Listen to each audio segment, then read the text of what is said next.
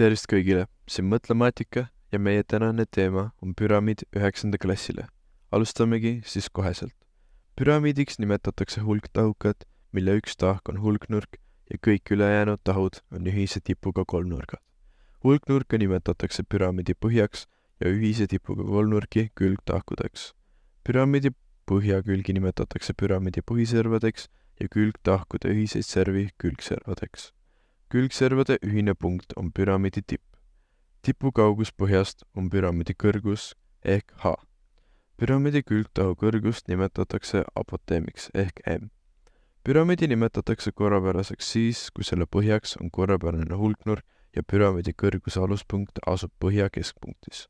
Korrapärase püramiidi kõik külgtahud on võrdhaarsed kolmnurgad. Põhiservade arvu järgi jagatakse püramiidid kolmnurkseteks, nelinurkseteks, viisnurkseteks ehk üldiselt n-nurkseteks. Joonisel näete kõiki tähtsaid nimetusi, mida peate püramiidi kohta teadma. Arvutamisel läheb teil tavaliselt tarvis apoteemi, kõrgust ja diagonaali. Püramiidi põhjapindala ehk SB on põhjaks oleva hulknurga pindala. Tavaliselt on teie põhjaks kas ruut ehk valemiga S võrdub A ruudus või siis kolmnurk valemiga S võrdub A korda H jagatud 2. Korrapärase püramiidi külgpindala ehk SK on võrdne põhja ümbermõõdu ja apoteemi ehk M poole korrutisega. P on siin valemis ümbermõõt ning M on apoteem. Püramiidi täispindala ehk ST võrdub põhjapindala ja külgpindala summaga. SB on siin põhjapindala ja SK on külgpindala. Püramiidi ruumala ehk V võrdub 1/3 põhjapindala ja kõrguse korrutisest. Selliselt kirjutamegi seda valemit välja. Arvutame püramiidi pindala ja ruumala, kui aluseks on ruut küljega 6 cm, kõrgus 10 cm ja apoteem on 13 cm. Alustame siis valemitega algusest.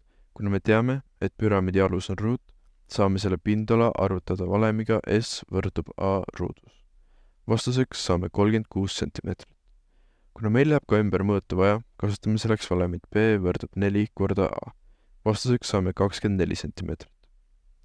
Kui need on leitud, saame arvutada välja külgpindala valemiga ümbermõõt korda apoteem jagatud 2. Paneme need arvud valemisse ning saame vastuseks 18,5 ruutcentimeetrit.